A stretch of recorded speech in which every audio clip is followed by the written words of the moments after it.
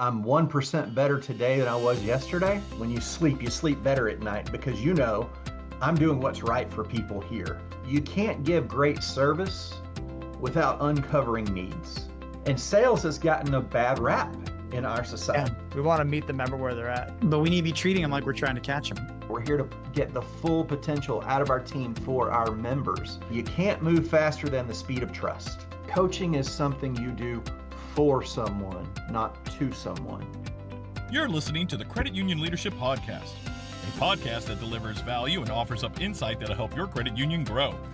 ServiStar has been consulting with credit unions for over 20 years, growing them in the areas of cultural development, leadership development, and management training. To learn more about what ServiStar can do for you or your credit union, check them out at ServiStarConsulting.com. Exciting news at ServiStar. Albrecht, share the news with everybody. Man, we landed a big fish. And I'm not talking about size, proximity. I'm talking about resume, relationship. We've got the #1 relationship guy on our crew. We have from the Gulf of Mexico. From the Gulf of Mexico. We are #1 pick in the draft for our VP of Sales and Business Development is Jarrell Flanders. Everybody give a hand for Jarrell Flanders coming around. ServiStar, these parts. Now, we're really excited to have him on the podcast today, introduce him to you. This is kind of like our 90-day vetting process to make sure, you cut the mold. And he actually knows our trainings. Yeah. There is no better cut for our mold from a culture standpoint than Jarrell Flanders. Yeah, and you know what? As you go through this, what's really exciting about Jarrell, when we got to talk to him one-on-one before, he actually told us, like, hey, actually throughout life and training and creating training material, teaching, leading business development at credit unions the past 20 years, he's created what he calls life lessons. So we thought, let's bring him on to share some of these life lessons. And clearly, he's a ServiStar raving fan. He already knew about us before he worked here, but he was able to constantly quote Mike, Taylor, Albrecht in our trainings, which is a really cool sign that, all right, he perfectly aligns with us. So Albrecht, what's one thing we need our listeners? Hey, listen to this. Don't miss this. Don't stop listening until you hear him talk about this. What was one of the big things?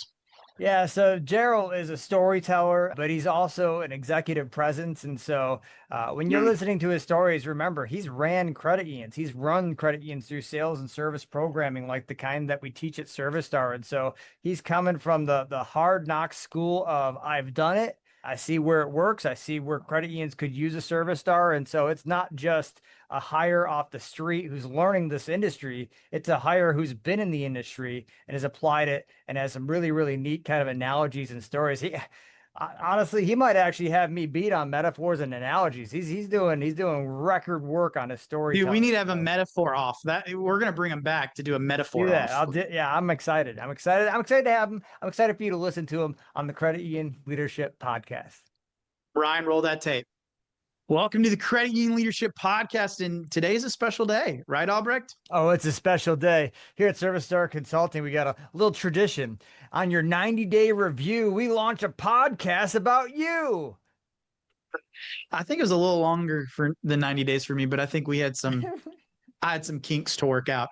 But yeah, we've got a new hire at ServiStar that we want to introduce, Jarrell Flanders. Say hello to the world. Hello, world. I'm excited to be here. Yeah. So Jarrell, this is your first time, and I already think it's not going to be the last time bringing you on. And what was really cool is in the past few weeks, we've gotten to do one-on-ones, just getting to know you. And it's been very reassuring to see how our values are aligned in and outside of work. That makes me go, man, you're such a great fit here, and really, really exciting to have you. And actually, I want to start with this question. So for all of our listeners, you're probably gonna be talking to Jarrell a lot. What's your title? Vice President of Sales Development or Business Development. Ooh, all right. Okay. Yeah. So yeah, you'll probably be talking to him, especially if you're looking to bring us on and help y'all establish culture or level it up. But the question I have for you is, Jarrell, who was Jarrell Flanders and who is Jarrell Flanders becoming now? Give us a little inside scoop to who you are. Oh, that's a deep question. That's a good one, though. So I'd like to think that any effective leader could answer that of, I'm 1% better today than I was yesterday. Maybe I think that's a good way of kind of goaling yourself. So, none of us are a finished product.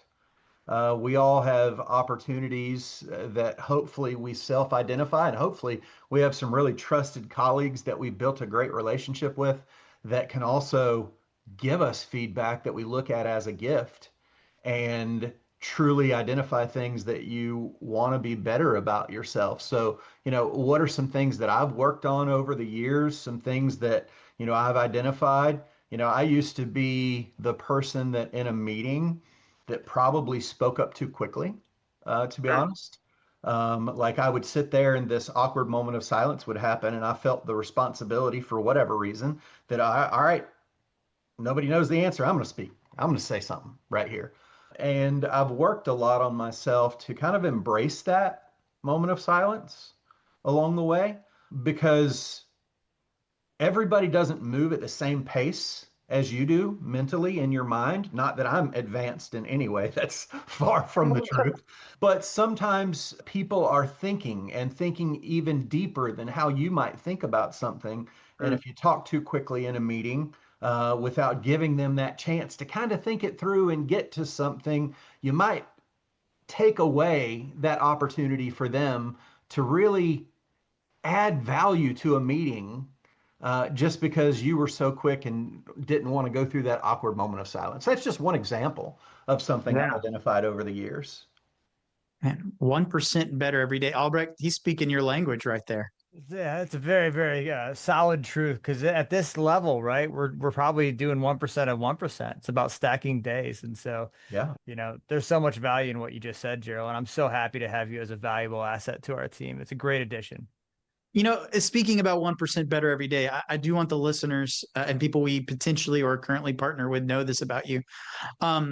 You getting better and better. Let's talk about your career in the financial industry. You weren't always in the credit union industry, but I would say that you are sold out and like a credit union person. You've drank the Kool-Aid now. How's that 1% better in the financial industry? How does that look like in your career? yeah, sure. So I have been in the financial services industry, including banks and credit unions, big bad bank. So including banks and credit unions for just over 20 years. 9 of those I spent at Bank of America. And then the last 11 years I spent at a community credit union. Yeah. And so excited to have made that shift along the way. When you make that shift, any of those other recovering bankers from the past, just like myself, that might, relate to this, you don't realize the true difference from bank to credit union until you make the move. But man, let me tell you, when you make that move, I've always said that a bad day at the credit union is better than a good day at the bank. Just because you truly know that you're empowered and excited to do what's right for your member. There's never a situation of where you're being told to sell something that somebody doesn't need and push a product on them. It's so empowering, and you can just get behind it. When you sleep better at night because I'm doing what's right for people here. Not to say that no bank is, right? But my big bank days in the past, they were challenging for sure. But I'll tell you what, they also gave me a great foundation for truly understanding like the business around a financial organization. Where money's made, how are salaries paid, how are the light bills paid, those kind of things. I'm really thankful for my time there. So good balance of the two, I would say. And then there's some things, to be honest with you, that banks do better than credit unions. They are more open to the idea of having consistent conversations with every single person in front of them, right? They're open to that idea versus some credit unions are like, oh, that seems a little pushy. And but what's the right balance? Probably somewhere in the middle, right? Probably somewhere in the middle is the right balance that we would want to find. So, it's just a little bit about, the experiences I've had along the way. Yeah. And what's been exciting talking to you as well is you've done a ton of stuff for your credit unions that you've worked at. You've done business development, sales, you branch managing. You've also been a learning and development. You created curriculums and sales curriculums, which are very have been very similar to what we teach at ServiStar, which means you've got a lot of knowledge of the products we do as you've been watching and learning about this stuff. So I think you're going to be such a valuable asset talking to our clients, because you're not just selling something. You've actually have the competency even before your time at ServiStar, but you've been watching and learning as well. And you really live this stuff out to the point that you've been teaching it yourself at credit unions. A question I have, as you've been watching some of our trainings on sales, service, and leadership, what was the most validating thing that you had seen that made you say, yes, this is what I wrote in my curriculum, or this is what I taught or really pushed for at a credit union team that I led? I think just the theme of, for lack of a better term, you can't give great service without uncovering needs. That is service. And any of us in the credit union industry that love to give great service to a member, you can't do that with, like, for example, if it was my grandmother that was walking in somewhere and someone noticed that she might have a need around something, the question is, would you want that person, to tell your grandmother about the need?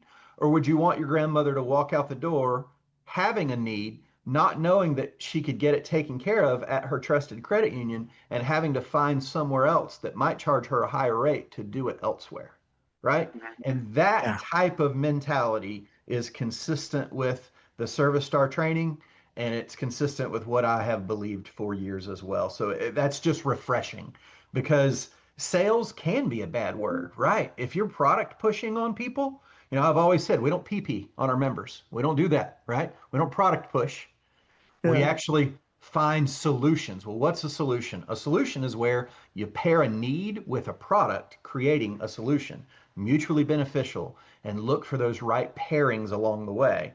So it's just a really nice fit from a, culture standpoint and from a mentality standpoint, that we are all singing from the same sheet of music. Yeah. Ooh, speaking my language.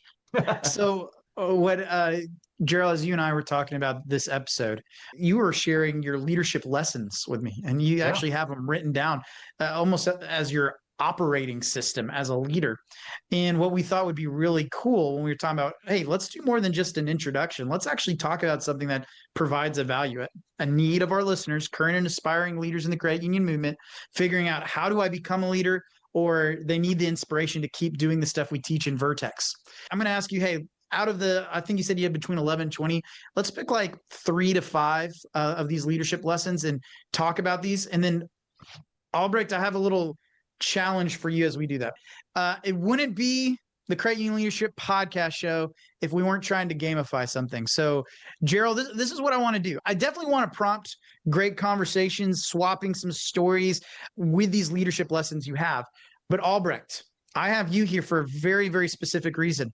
What I want you to do, and I want to encourage you as a listener who have found ServiStar Consulting in our Credit Union Leadership Podcast, you've probably taken some of our trainings. I want you to hear what Jarrell is talking about with these leadership lessons and be able to apply it to the ServiStar training that you've taken. And we'll see if it's the same way that Albrecht interprets this. So, Albrecht, your job is to do what you do best. Find a different way to say things, but specifically, how do you bring it to ServiStar? Game time. Thoughts, Albrecht? No, I'm excited. Let's get this party started. We're going to use your superpower. So, Jarrell, I'm going to open it up to you. It can be whatever's on your heart, whatever you want to start with. I know you've got a ton, but I'm not going to pick it. I want you to pick it. This is your first introduction. What's the first leadership lesson you want to share? So let's start with sales is like a relationship, because I think that foundationally, everything can go from there if that foundation is met. And I'll start it with a challenge that I believe many of our credit union colleagues face in their credit union. And it's, how do I overcome the obstacle of my team being afraid of the word sales, right? How can I get them to buy in that, we do have to deepen relationships with members to be sustainable for the future, to pay the light bills, to pay all of our salaries, all of these things, right? You do have to deepen relationships, but you don't want to do it in a way that you're pushing a product on them and offering something to someone that they don't need. And sales has gotten a bad rap in our society, right? As a matter of fact, one of the ways that people describe a good salesperson, and y'all can kind of fill in the blank here, but that person's such a great salesperson, they could sell ice to a what? Eskimo. Eskimo, right? That's how we describe sales. Someone that's so great that they could offer something to somebody that they don't even need. And wow, that hurts my heart because that's not how sales should be described. So when I started at Gulf Winds Credit Union 11 years ago, I inherited such wonderful people, just like many of our credit unions out there, that loved their members and they loved to serve their members, but they were so scared of that sales concept and so scared of any type of a goal that they were resistant. So what I learned was this concept of sales is like a relationship. And I'll tell you where it kind of came to me. Yeah. So I, like many other people, occasionally get hoodwinked into going to the mall with my wife. Okay. Not something I enjoy doing because I have a saying that I don't shop, I buy. I just go get stuff. I'm not a shopper. So I go to the mall and I end up on a place that I call the man bench. And it's right in the middle of the mall. A bunch of men sit there while everybody's walking by, right? And I'm sitting there, you're talking to somebody else saying, yeah, you got lassoed into coming to the mall today too, huh? And you just have a conversation. Well, as I'm sitting there, I people watch a lot. And you can watch people walk by. And I noticed something. It's not groundbreaking, but based on the way people act, you can kind of tell how long they've been together, right? So if you see a couple walk by, you see a new couple, and they're like holding hands and showing a lot of public display of affection. And he actually holds the door open for her. Or, you can just tell they're really into each other. Like when they're sitting together in the food court, they're actually looking at each other and not on their phones and kind of in the moment together, right? And then you see the opposite of that. You see the couple that obviously has been together a really long time, right? And they're kind of walking separate and not really holding hands. They're sitting in the food court and they're both on their phones, separate from each other. Their kids are running around doing who knows what. And, we've all been guilty of this occasionally, right? But then every now and then you get lucky and you see this cool experience of this like older couple that it's obvious they've been together for years and they're still like holding hands and they're still wanting to spend time together. And it kind of hit me, and it goes back to a quote that my grandfather told me a long time ago. I was at a celebration of where him and my grandmother were celebrating their anniversary. And I remember asking him, I said, Pop, tell me, what's the secret to a long, happy marriage? And he said, son, you've always got to treat her like you're still trying to catch her. And that is no different than sales and relationship building in a credit union. Think about it. A brand new member walks in. What do? We roll out the red carpet. We're excited. We have a deep conversation with them because they're a new member and we want to talk to them about all these things, right? Mm-hmm. Then whenever a couple of months go by and they come in and they're just making that deposit or they're getting that debit card replaced, well, we're not as excited to see them today. We don't have that deep conversation that we once had with them. But members, what they truly want is somebody that cares enough about them to find out what's happening in their life all the time, right? And if that conversation leads to some like undiscovered needs that you can help them with, well, heck, we've got the statistics and the facts that show members want us to tell them about those things as long as it's beneficial to them, right? So I have a saying that says members don't just want a relationship, they want a relationship experience. They always want to feel like we're still trying to earn their business. Just like my grandfather told me, son, you've always got to treat her like you're still trying to catch her. That's how our members should feel all the time, no matter what type of transaction that they're doing. And I believe that if you can stand in front of your team and passionately say something along those lines, that they stop worrying about the pressure of sales and they start understanding, oh, this is me caring about my member, and I definitely care about my member. So now I'm willing to care enough to ask about a question beyond the transaction itself. So when we say sales is like a relationship, that's what I mean by that. Treat her like you're trying to catch her. Yeah. How Yeah. often have we talked to someone on our team at the contact center or the branch and like, oh, this member is really bugging me.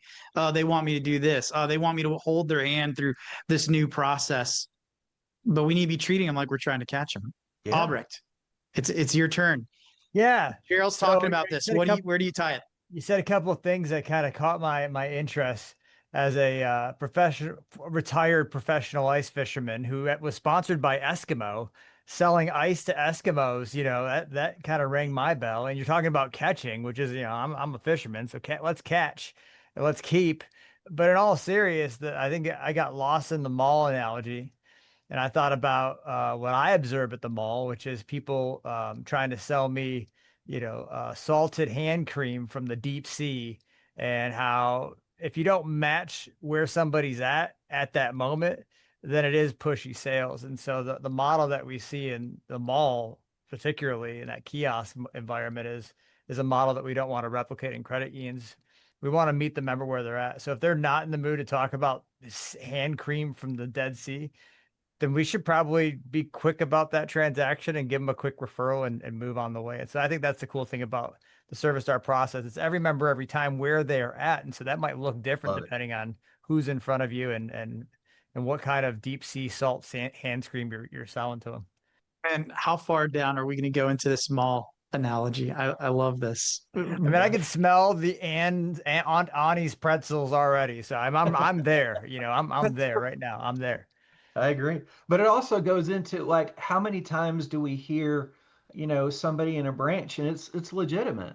They say, well, I see the same members all the time, so there might not be that much opportunity. But what happens is when we see that same member that we see all the time, we stop treating that member like we're still trying to catch them. And we don't talk to them about their financial life anymore. We talk to them about their dog. We talk to them about their kids and their kids' games, but sometimes we fail to say, hey, has anything changed in your financial life that we might be able to help you with? You know, what's going on? And listening for those cues and clues that might help us help that member that we care about so much. But because they're our regular, sometimes we stop having those conversations because we take it for granted, to be honest with you. So it all fits together. I remember I had a MSR who gave me that exact excuse as to why she wouldn't cross sell somebody who always comes in every day. And then a month after giving me that excuse, they pulled in with the new RV saying, hey, you want to go for a ride in my new RV? Yeah. And she was baffled. She's like, what? I didn't know you're in the market. You know, we do loans for that. Well, it's too late. The pricing on a new versus a refinance RV loan is different, and we wouldn't be able to beat it refinance. But new, we absolutely would have crushed what they got from the dealership. And so that was just a lesson kind of played out in real time for us to say, it doesn't matter if they already have everything already. If they're a human being, give them a minute. Life changes. Yeah. They're going to need an RV. When they do, we'll be there for them. So awesome. But we're going to pause for another commercial break. Let's go. When we come back, let's hear another leadership lesson. So we'll be back in just a moment.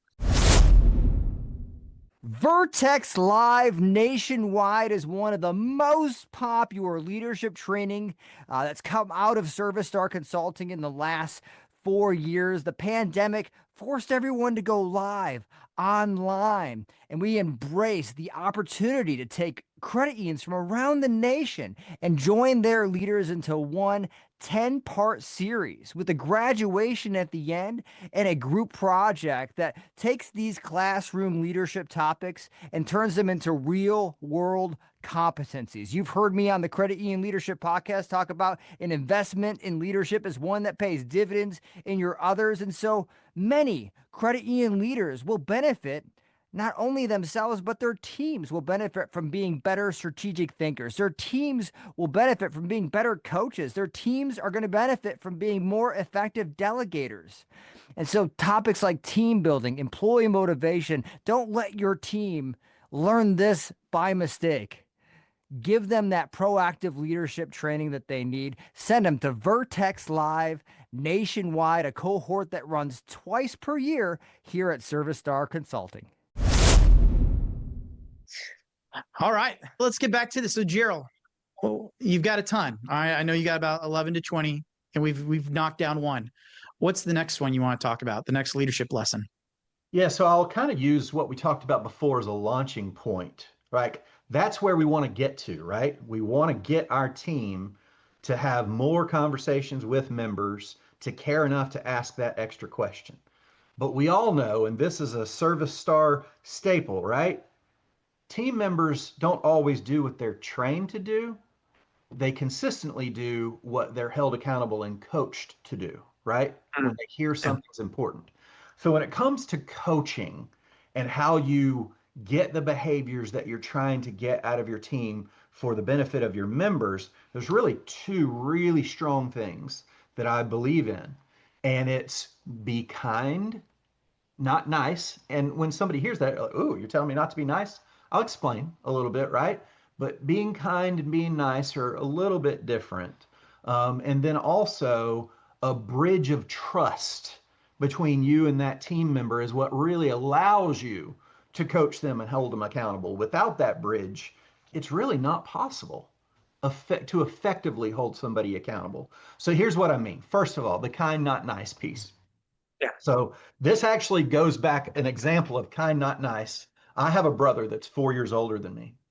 And when I was in middle school, 6th grade, I had decided that I was going to be in a talent show. And I came home and I told my parents and I told my brother, hey, I'm going to be in a talent show. And they're like, okay, looking at me like you really don't have any talents, which they were correct. And they said, what are you going to do? And I said, I'm going to sing in front of the school. And they said, okay. And my parents, they were like, okay, son, we support you. That's fine. But my brother, he said to me, all right, I want you to record yourself. And back then, it was cassette tape recorder, right? All that kind of stuff, right? So I want you to record yourself and then listen to it. And after you do that, if you still want to sing in front of the school, I support you, right? Well, I did it. And thank goodness that my brother was kind and not nice in the situation, right? The nice thing to do would have been, hey, just support him. Just support him. It'll be fine. But my brother cared enough about me that in a very diplomatic way, he was like, go listen to yourself. And then if you still want to do it, because I was terrible. I can't sing to this day, really, really bad. Luckily, my wife can sing and my kids have inherited that a little bit, but not so much me, right? So whenever I listened to it, it kind of hit me. I was like, oh man, my brother really saved me from some embarrassment there. Well, how does that tie to like us coaching our team? I hear people say all the time, well, I don't like to have tough conversation. I don't either. Nobody likes to have a tough conversation. That's why it's called a tough conversation, right? It's not the enjoyable part of the job, but if you truly care about your team member, then you're going to be kind to them and give them the truth through tough moments, because that's how we all get better, right? Is getting that feedback. And the feedback can be given in a very kind way, in a loving way. When I look back at that, my brother never said to me, you're awful, which he could have, but he said, hey, go listen to yourself. And then if you're still going to do it, go ahead, right? There are times of where we with our team can say, well, let me repeat back to you what you said to me and tell me if you think this is the most effective way to present that to the member. And then you can say it back. Because I've found that so often team members are more critical of themselves when they listen to it than you can actually be of them. So giving them those moments of where they can be critical and you can be kind, but not nice, not just say everything's great, everything's wonderful, we don't have to address anything. That would be maybe the nice thing to do. But that's not what we're here for. We're here to get the full potential out of our team for our members. And how you do that is be kind. And then that's where that bridge of trust comes in. Whenever I meet people, and you guys do the same. I appreciated that when I was meeting you. We talked about personal stuff first. We didn't jump right into the business. And so often, leaders, all they talk about with their team is the metrics, the numbers, how many accounts we opened, how many new members we gained, what's the loan dollars, all those things. But first, it only takes seconds in a conversation to find out where somebody is in life. What stage of life they're at, what's their family doing, how their family's doing, what motivates them, what makes them tick. And that's that bridge of trust. And I heard actually Mike say at the training that I sat in with him when he was training some leaders over in Alabama, he said, you can't move faster than the speed of trust. And man, that can't be more true. If you lay that foundation of trust with your team and they know that you have pure intentions with them, pure intentions meaning I only want what's best for you and I only want what's best for my members.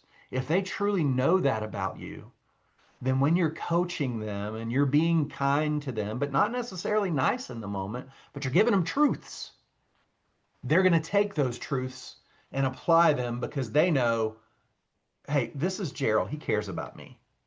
He knows that I want to be my best and he's trying to get me there. And that type of relationship is what allows us to challenge one another. But on the other side to it, you have to have that relationship of where they can push back and say, I hear you saying this, but I'm not sure I agree. And you have to be able to have that conversation as well in a beautiful way and a respectful way. And it's all for the benefit of the skill, the behavior you're trying to build, and obviously for deepening relationships with members. So the combination of those couple of things allow you to really coach that team member. And I've heard Taylor say before, and I've never heard it put like this, but coaching is something you do for someone, not to someone.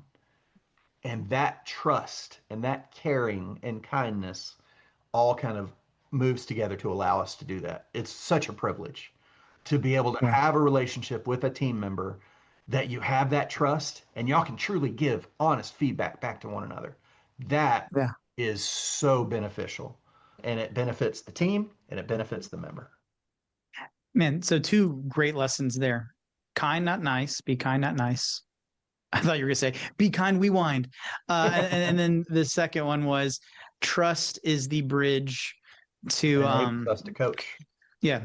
And it actually reminds me, Albrecht and I had a conversation yesterday, and I wanted to say this because I'm very thankful for the trusting relationship we have. And, it was funny, winding even farther, there's one call where Albrecht, you called me, you're like, we're teammates, right? You're not my supervisor, but I think of you as a mentor and someone I learn a lot from. But anyways, as we're talking, there's this trust built where Albrecht had reached out to me about another podcast guest we were getting. He's like, hey, do you think this is the best guest that we're getting because of these reasons? And we were able to come from a place where he was stating his concerns, which are very valid. And I was able to bring in my perspective. And also part of it's like, hey, it's a risk. Let's see how this episode works out. And if it doesn't work out, well, then we just don't release the episode.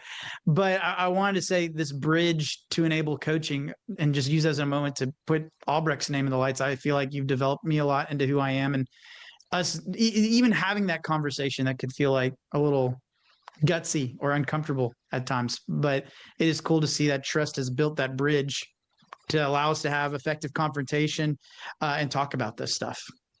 I agree. And I love you, man. Now I'm thinking about that movie. I love you, man. All right. So now let me put the ball in your court, Albrecht. As you're hearing Jarrell talk about kind, not nice, and trust is the bridge that enables coaching, right? Which are the ServiStar principles, sayings? How would you tie that into what we teach? Yeah. Don't go faster than the speed of trust, right? And so you can't go really speedy if you don't have a bridge, because then you'll just fly into the water. So that's important. We're doing building trust, I think, later on for one of the leagues. Super excited about that content because it is the beginning of all hierarchies that have anything to do with leadership.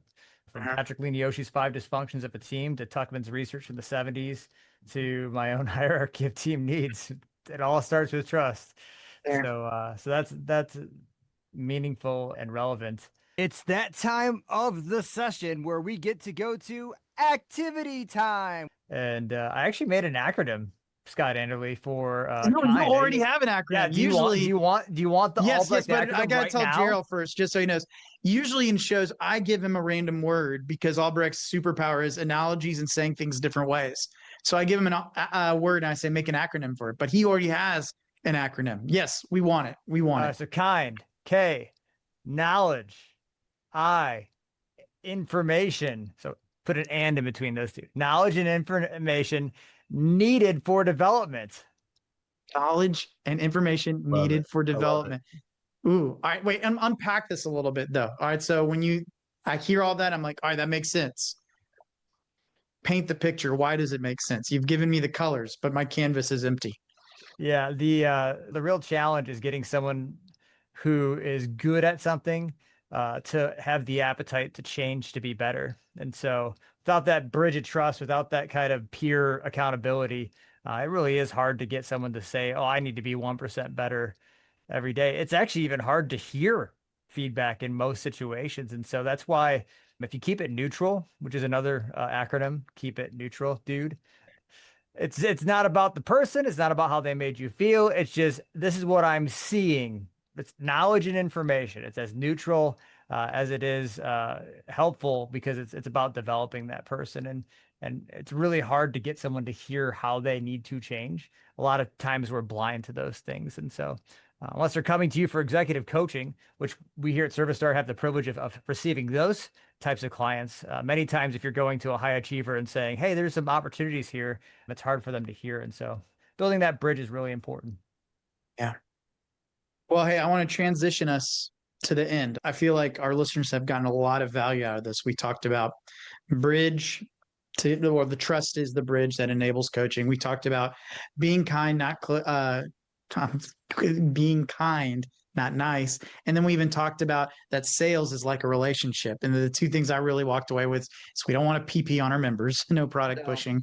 And we don't want to, we do want to treat every relationship like you're trying to win them every day. Really powerful stuff. So Jarrell, as we're ending this, maybe the one question is, how could people get in contact with you? Well, they can come to our website, say, I want to talk to someone about ServiStar, but I want to open it up to you. How do you want to end this? What do you want to say? Is there some more information you want to impart? Is there I'm opening it up to you. What do you got? Yeah. So I'll close just by saying, first of all, how excited I am to be a part of the team. ServiStar is an organization that truly wants to help credit unions and is passionate about the credit union movement.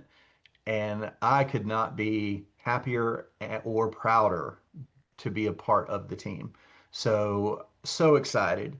If I can help anyone listening along the way, or if you just want to have a call and have a conversation, I'm willing to do it. It's about people helping people. That's the credit union movement. So I'm passionate about doing that. And if that leads to something greater as far as a partnership with ServiStar, fantastic. Let's do it. But if I can help one person, that makes it a good day. Jarrell wants to hold your hand through the mall all the way till we're 75 years old. Right, Jarrell? That's it. That's it. This is the Credit Union Leadership Podcast, where we inspire current and emerging leaders. We'll see you next time. Man, that was some good stuff. Talking about, I'm going out of order, Albrecht, help me if I am messing up, but he said, trust is the bridge that enables coaching. The second one, Albrecht, help me out here. What's another one? We got to be kind, but not nice. And I created an analogy. That was pretty fantastic. And he also talked about a story, knowledge, information. And sales is a relationship. He talked about a story that I can't get out of my head. Actually, I might, after this podcast, go get some Auntie Annie's pretzels from the mall, because I can it's in my brain right now, because we're talking about the mall so much. But man, oh man, talk about an executive presence that's representing ServiStar in an industry that he's worked in, that he's had success in, and that he's led programs like the ServiStar program in with success. This guy is a host of knowledge. I really do hope you bring him back on to the Credit Union Leadership Podcast annually. It'd be a great asset for our listeners to hear more from our new VP of Sales and Business Development, Jarrell Flanders. The two things I'm thinking of. So yeah, that story about the analogy of the mall and what his grandfather said was, I might butcher it. Correct me if I'm wrong, Albrecht, but it's essentially you're always working to win them over. Is that what it was? He used the word catch, which is super exciting for me because I'm a fisherman. And so he's talking about Eskimos, he's talking about ice, and he's talking about catching. I'm like, let's go. Right. So speaking your love language. So what was the proper wording? What was the proper wording? Was it? Sales is like a relationship is what his number one hot tip was. And then he painted that picture of the old couple at the mall who they're very engaged with each other. And what I'll say is I've seen Jarrell do that all since he's worked here. It wasn't, hey, I got the job, I'm here. No, he's constantly doing this stuff with learning our material in depth, reaching out to us, talking about things, catching us doing it right and living it out. It's not, oh, I've got the job, I've won. He's constantly doing this, just like what we want to be doing with our clients and just like what we hope our clients are doing for our members, which is such a beautiful story. Yeah. And, Albrecht, the other thing I was going to say is, I think we should bring him on. I think we should keep bringing him on and have Ryan and I were talking between of either it's a show segment, like a separate show, or it's a little segment within current episodes where we're like, Jarrell, what is your life lesson? Because he's got like 21, 25 of these things and we only covered 3. So there's a ton of these things that we can do and then point it back to ServiStar training. Man, it's great stuff. Albrecht, send us off. Yeah, we're going to call it the Flanders flank. If you've got a defense trying to get after the ball, we got to call the play called the Flanders flank. And so what are we going to do, credit union leaders? Regardless of your asset size, Jarrell Flanders has got the map for you to succeed. Get your X's and O's in order for the Flanders flank coming to you in the next, maybe, Credit Union Leadership Podcast. But it's been a great time, and I'm so thankful that you had me on with Jarrell today. One more thing I'll say is, hey, guys, if you want to talk to Jarrell, we've got his information in the show notes. Email him, reach out to him. He's here to help you be the best leader you can be to help our members win with money. We'll see y'all next time. Interested in submitting a question to the Credit Union Leadership Podcast, we want to hear from you. Go in our show notes. We have a link over there, and in that link, it's going to take you to 2 options. You can submit a question written out through email, or you can submit an audio recording through SpeakPipe. We make it super easy. Go to the link in the show notes, click audio recording. Once you click audio recording, it's going to take you straight to a website where you just press the record button. You've got 90 seconds to submit a question or submit you catching doing somebody do it right. And then you just type in your name and email address, and that's it. It comes straight to us, and we'll take it from there. So you don't need to download anything. You don't need to get any new software. You just go to this website, press record, and click submit, and we're good to go. So go to the link in the show notes. Click if you want to submit a question written out or through audio, and we'll take it from there. Thank you, guys. We'll see you next time.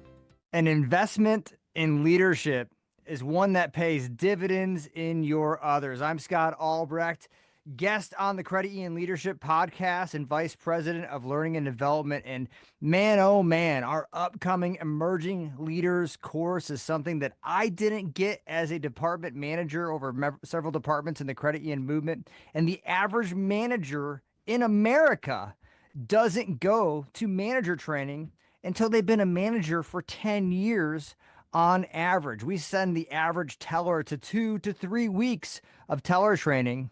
And yet, as a manager, we just give them the keys to the Jeep and we tell them not to break it. Drive it like you stole it. Maybe even prayers and our best thoughts are with you, but no management training. And so ServiStar Consulting is here to fill that void with our Emerging Leaders class, where your talent will get topics like effective mentorship, building trust, coaching for performance, leadership hacks, and many more. Join us at our next upcoming cohort. We've got 2 that launch every year. We're so excited about having your talent at the next Emerging Leaders cohort.